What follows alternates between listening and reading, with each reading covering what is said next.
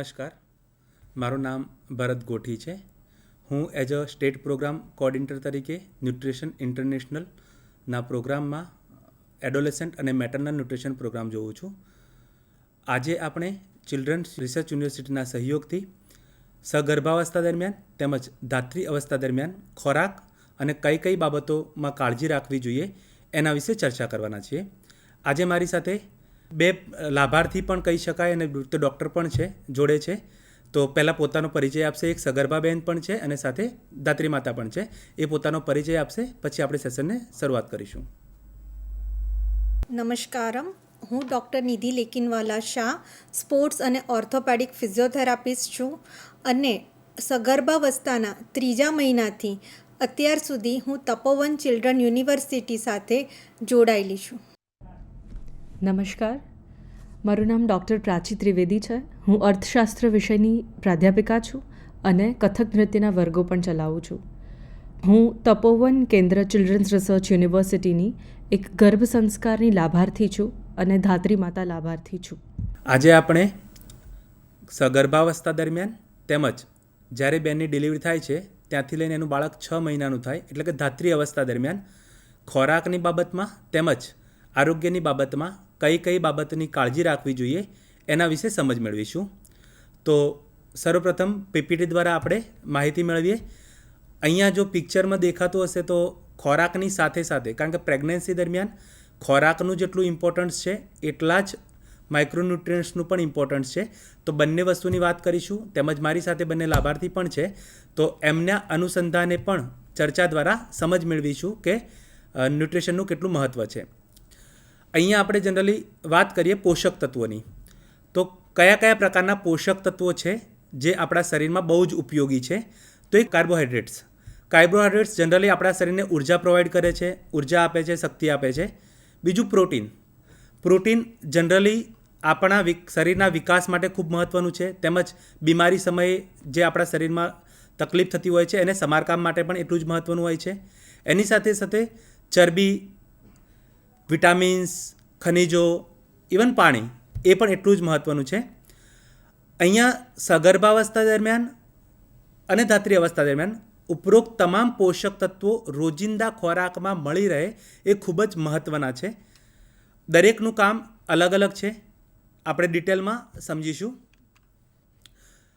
શક્તિ માટે ખાસ કરીને આપણે ચરબી, તેલીબિયાના જે પાક છે, ધાન્ય છે, એ શક્તિ આપવા માટે ખૂબ જરૂરી છે. જે રોજિંદા કામ કરીએ છીએ એના માટે પણ ઉપયોગી છે, જે ઉર્જા આપે છે આપણને શરીરના નિર્માણ. કારણ કે સગર્ભા બેન છે તો પોતાના શરીરની સાથે સાથે પોતાના બચ્ચાનો પણ વિકાસ થતો હશે.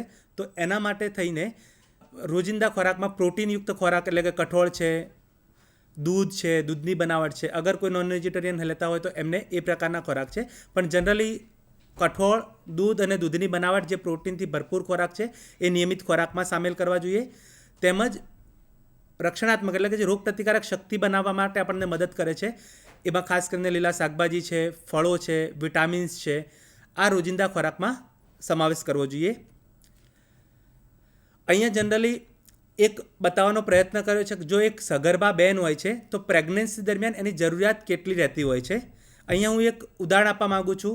સમજો કે હું એઝ નોર્મલ વ્યક્તિ છું, મારી સાથે એક પ્રેગ્નન્ટ બેન છે અને એક ધાત્રી માતા છે. હવે જો હું સમજો કે 2 ટાઈમ જમું છું તો એક મારા બોડીને જ રિક્વાયરમેન્ટ છે, પણ સમજો કે મારે સાથે સગર્ભા માતા છે એમની વાત કરીએ. એ સમજો કે જો સવારે નાસ્તો કરતા, જનરલી નોર્મલ વ્યક્તિ હોય તો શું કરે, સવારે નાસ્તો કરે, બપોરે જમતા હશે અને સાંજે જમતા હોઈએ. જો પણ ફરક એટલો છે બંનેના કે નોર્મલ વ્યક્તિને એક વ્યક્તિનું પૂરું કરવાનું છે, જ્યારે જો આપણે પ્રેગ્નન્ટ વુમેનની વાત કરીએ તો સગર્ભા બેને એક પોતાના શરીરનું પૂરું કરવાનું છે, સાથે સાથે એના બાળકનો જે વિકાસ થતો હોય છે એનું પણ પૂરું કરવાનું છે. અને એની જ્યારે પણ નજીકમાં ડિલિવરી આવશે, ડિલિવરી થશે ત્યારે ડિલિવરી સમયે જે લોહી વહી જવાનું છે, કારણ કે નોર્મલ ડિલિવરી થાય કે સીઝર થાય, એમાં જે લોહી જવાનું છે એ લોહીની તૈયારી પણ કોને કરવી પડશે? એઝ અ માતા તરીકે એમને કરવી પડશે. તો એક નોર્મલ વ્યક્તિ તરીકે એમના જરૂરિયાતમાં 3 ગણો વધારો થઈ જાય.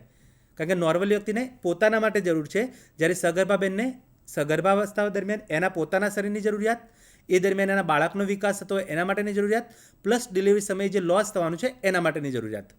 તેમજ ધાત્રી માતાની વાત કરીએ તો ડિલિવરી પછી બાળકને ફીડિંગમાં શું આપતા હશે?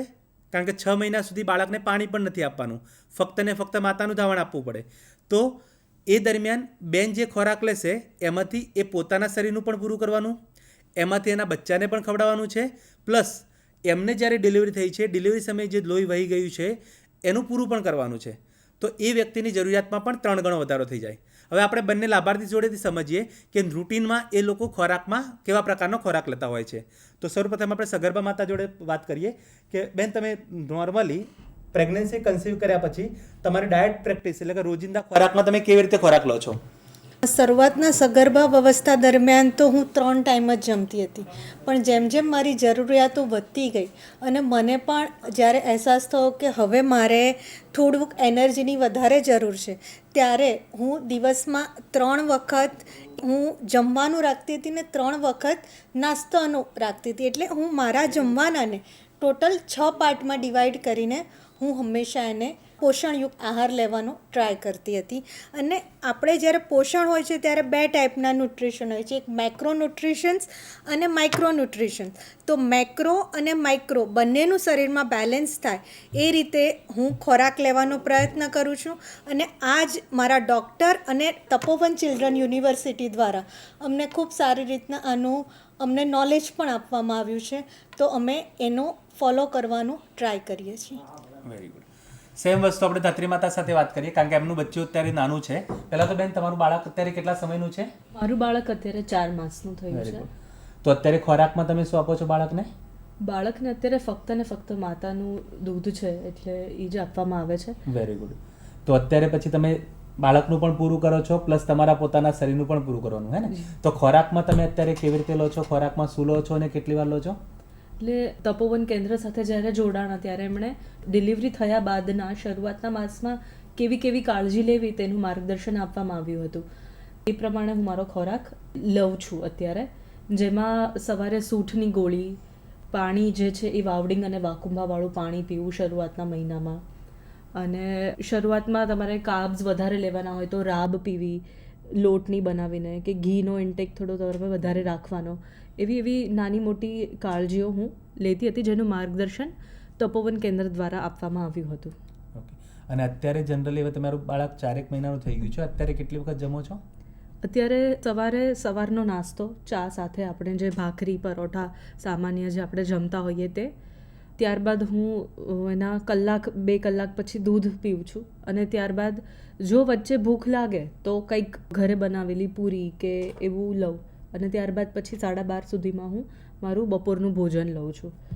અને ત્યારબાદ પછી બપોરે ચા દૂધ, તમને જે પ્રમાણે ઈચ્છા થાય એ પ્રમાણે ચા કે કોફી કે દૂધ પીવું, અને ત્યારબાદ એની સાથે થોડો નાસ્તો લઉં, કે પૂરી છે, ભાખરી છે, પણ એવો આગ્રહ રાખું કે ઘરે બનાવેલો નાસ્તો લઉં. એક ફળ ખાઉં, દિવસના 2 કે 3 ફળ ખાઈ શકું એવો પ્રયત્ન કરું છું, કે જે સમયે જ્યારે ભૂખ લાગે ત્યારે. અને સાંજે રાત્રિના ભોજનમાં પણ સામાન્ય આહાર, ખીચડી છે અલગ અલગ પ્રકારની, જેમાં તમને પ્રોટીન, કાર્બ્સ અને જેનું એક બેલેન્સ ડાયટ મળે તમને. ભાજી ડિલિવરી બાદ મેં મારા દિવસ દરમિયાનના ભોજનમાં એક સમયે હું ભાજી ખાઉં એવો મેં આગ્રહ રાખ્યો છે, જેનાથી મને મારું અને મારા બાળકનું પોષણ પૂરતા પ્રમાણમાં સારા પોષક તત્વો મળી શકે. Very good. તો આપણે જાણ્યું કે જનરલી એક નોર્મલ વ્યક્તિ કરતાં પ્રેગ્નન્સી દરમિયાન અને લેક્ટેશન એટલે કે ધાત્રી અવસ્થા દરમિયાન નોર્મલ ખોરાક લેતા હોઈએ એના કરતાં વધારે તો જરૂર પડે જ છે, હે ને, આપણા શરીરની બોડીની રિક્વાયરમેન્ટ પૂરી કરવા માટે.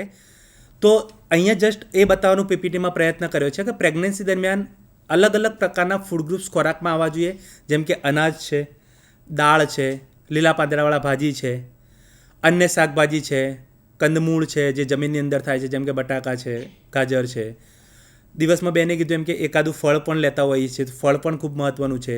દૂધ યા દૂધની બનાવટ, ખાસ કરીને ગોળ જે આપણને ઉર્જા આપે છે, તો દિવસ દરમિયાન જ્યારે પણ જમવા બેસે ત્યારે ડીશમાં ગોળ પણ નાની ટુકડી મૂકી રાખે, અને સાથે સાથે ઘી, તેલ જે ફેટવાળો ખોરાક કહી શકાય. તો પ્રેગ્નન્સી દરમિયાન આ બધા જ પ્રકારનું ખૂબ જ પોષક તત્વોનું મહત્ત્વ છે. તો એવું ના થાય કે એક વખત જે સવારે જમ્યા છે એ જ પાછું સાંજે બપોરે, પણ અલગ અલગ પ્રકારના દિવસ દરમિયાનના ખોરાકમાં આવા અલગ અલગ પ્રકારના બધા જ પ્રકારના પોષક તત્વો મળી રહે એ પ્રકારનો ખોરાક લેવો જોઈએ. અહીંયા માત્રા પણ બતાવવાનો પ્રયત્ન કર્યો છે કે અનાજ છે તો દિવસમાં કેટલી માત્રામાં લેવું જોઈએ, દાળ છે એટલે કે કઠોળ છે તો કેટલી માત્રામાં લેવું જોઈએ, લીલી પાંદડાવાળી ભાજી છે તો કેટલી માત્રામાં લેવી જોઈએ, કંદમૂળ છે, ફળ છે, દૂધ અને દૂધની બનાવટ છે, ખાંડ, તેલ, ઘી, તો એની માત્રા બતાવવાનો પ્રયત્ન કર્યો છે. જો આ પ્રકારનો ખોરાક ડેલી ખોરાકમાં સમાવેશ કરશે તો એક તો એની જરૂરિયાત જે છે, કારણ કે આપણે જે રીતે વાત કરીએ એમ કે એક નોર્મલ વ્યક્તિ કરતાં પ્રેગ્નન્સી દરમિયાન અને ધાત્રી અવસ્થા દરમિયાન જરૂરિયાતમાં વધારો થાય છે. જો એના ડાયટમાં આ રીતે સુધારો કરશે તો એની જરૂરિયાત કરતાં વધારે તો મળશે જ. બીજું, સાથે સાથે જે પણ બેન પ્રેગ્નન્સી કન્સીવ કરે છે એટલે કે પ્રેગ્નન્સી રહે છે અને એની નજીકમાં જ્યાં પણ આંગણવાડી પડતી હોય ત્યાં એનું નામ રજિસ્ટ્રેશન કરાવે છે, તો જે મહિનાથી એનું નામ રજિસ્ટ્રેશન થાય એ મહિનાથી બેનના બાળક 6 મહિનાનું થાય એટલે કે ધાત્રી અવસ્થામાં થાય ત્યાં સુધી માતૃશક્તિ, અહીંયા જે પેકેટમાં ફોટો બતાવેલો છે એવા માતૃશક્તિના 1 મહિનાના 4 પેકેટ, એક પેકેટ 1 કિલોનું હોય છે, એટલે કે જો એક અઠવાડિયામાં એક પેકેટ પૂર્ણ કરે તો પણ મહિના સુધી એ 4 પેકેટ ચાલી શકે. એવી રીતે દર મહિને 4 પેકેટ આપવામાં આવે છે અને પ્રેગ્નન્સીના નોંધણી જ્યારે નામ નોંધાઈ જાય છે એ મહિનાથી ચાલુ કરી અને બાળક 6 મહિનાનું થાય ત્યાં સુધી માતાઓને આપવામાં આવે છે.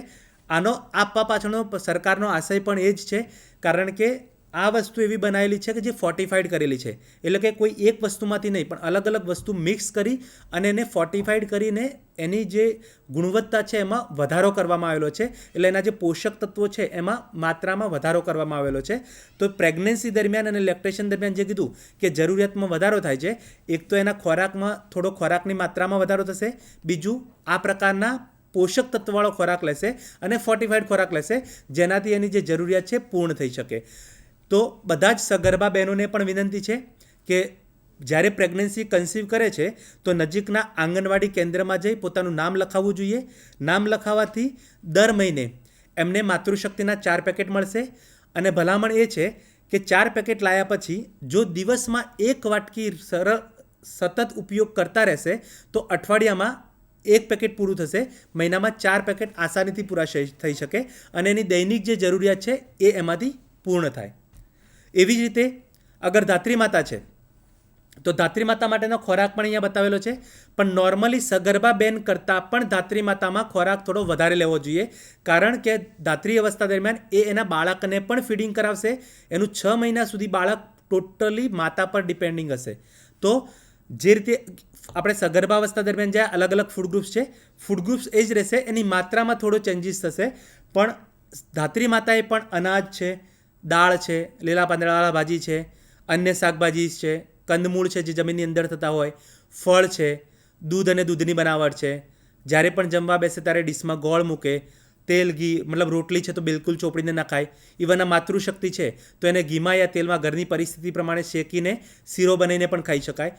બીજું કે માતૃશક્તિમાં એવું નથી કે ખાલી શીરો કે સુખડી જ બને છે, એમાંથી ઘણી બધી વસ્તુ એવી બનાવી શકાય છે. સમજો કે ઘણી વખત બેનને એવું થાય કે કામ પર જવાનું હોય, આખો દિવસ બપોરે કંટાળીને આવે અને કંઈ ક્યારે બનાવીશું, તો આમાંથી સમજો કે ઘરના લોટની સાથે આ મિક્સ કરી થેપલા કે એવું બનાવી દેશે તો એ જ્યારે આવે ત્યારે એની સાથે રેડીમેડ તૈયાર હોય એ ખાઈ પણ શકે.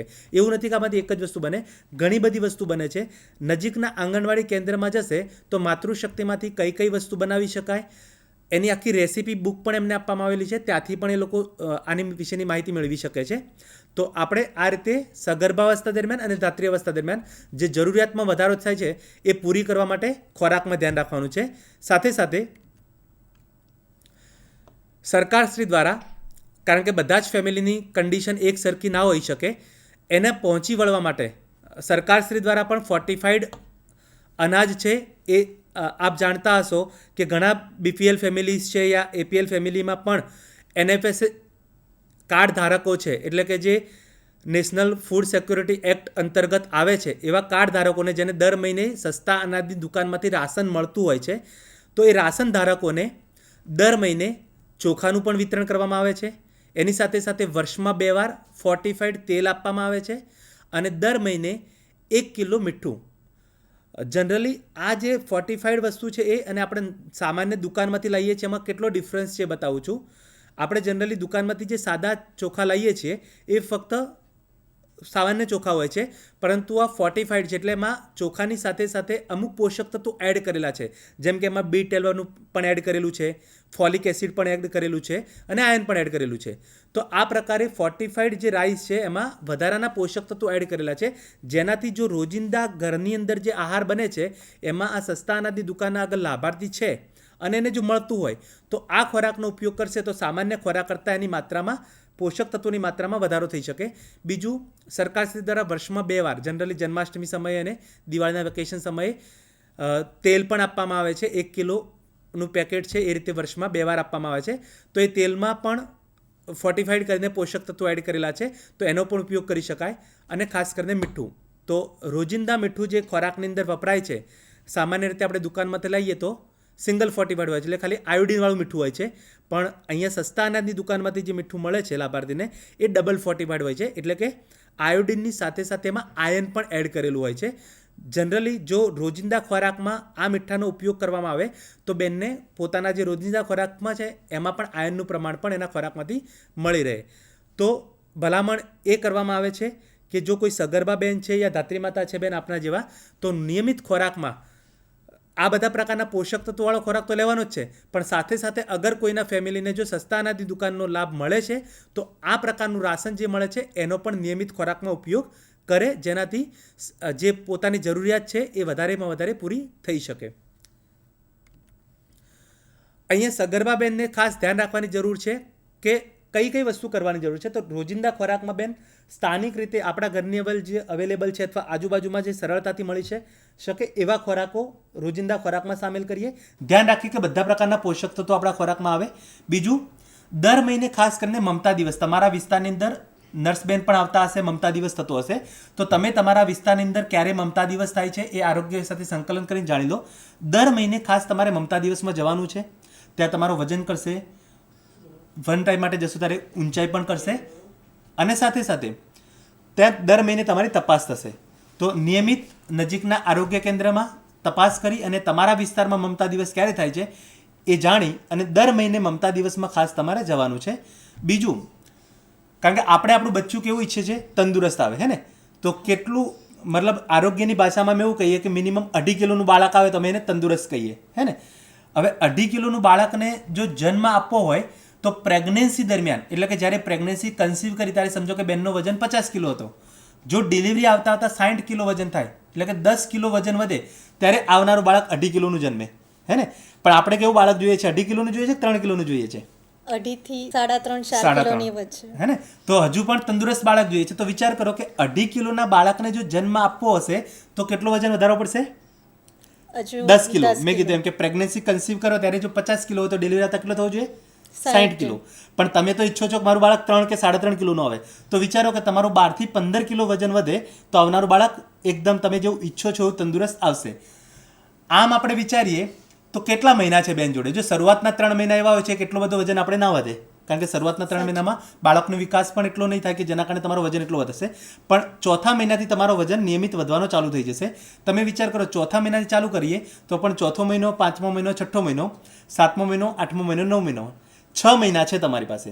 6 મહિના છે, પણ વજન કેટલો વધારવાનો છે તમારે? જો તમે કીધું કે મારે કેટલું બાળક જોઈએ છે? 3-3.5 કિલોનું, તો બી 12 થી 15 કિલો મીન્સ દર મહિને એવરેજ 2 કિલો વજન વધારવો પડશે, હે ને? તો સૌથી પહેલાં શું ધ્યાન રાખવું પડશે? ખોરાકનું. તો એક તો તમારે નિયમિત જે ખોરાક લો છો એમાં બધા પ્રકારના પોષક તત્વો મળે રહે એવો ખોરાક લેવો પડશે. સાથે સાથે ખોરાકની સાથે સાથે તમે આરોગ્યમાં જ્યારે જશો ત્યારે આરોગ્યમાંથી કેટલાક સપ્લિમેન્ટ્સ વધારાના, કારણ કે તમે ગમે એટલું કરશો તો ખોરાકમાં કેટલું પ્રયત્ન કરશો? કદાચ નોર્મલ વ્યક્તિ 2 ટાઈમ જમતું હોય, આપણે પ્રયત્ન કરીએ 4 ટાઈમ જમી શકીએ. નોર્મલ વ્યક્તિ કદાચ 1 વખત નાસ્તો કરતું હોય, આપણે પ્રયત્ન કરીએ તો 2 નાસ્તા કરીએ. કદાચ 5ની જગ્યાએ 6 વખત ખાઈશું, 2 નાસ્તા અને 4 વખત જમવાનું, તો પણ કેટલું પૂરું થશે? કારણ કે તમારી જરૂરિયાત તો ઓલરેડી મેં કીધું 3 ગણી વધી ગઈ છે. તો એકલો ખોરાક ખાલી શરીરની જે જરૂરિયાત છે પૂરી નહીં કરે. એને પૂરું કરવા માટે આરોગ્ય વિભાગ દ્વારા અલગ અલગ પ્રકારના સપ્લિમેન્ટ્સ તરીકે ગોળી રૂપે આપવામાં આવે છે. એ પણ તમારે લેવાની થશે. એ કેટલી અને કેવી રીતે લેવાની થશે એ આપણે આગળ ચર્ચા કરીશું. બીજું બેન ખાસ તમારે ધ્યાન રાખવાનું છે કે અત્યારે પ્રેગ્નન્સી દરમિયાન ખાસ કરીને જ્યારે છેલ્લું ટ્રાઇમેસ્ટર ચાલતું હોય ત્યારે વધારે પડતું શ્રમ પડે એવા કામ નથી કરવાના. અને બીજું, વચ્ચે દિવસ દરમિયાન વચ્ચે આરામ પણ કરવાનો છે.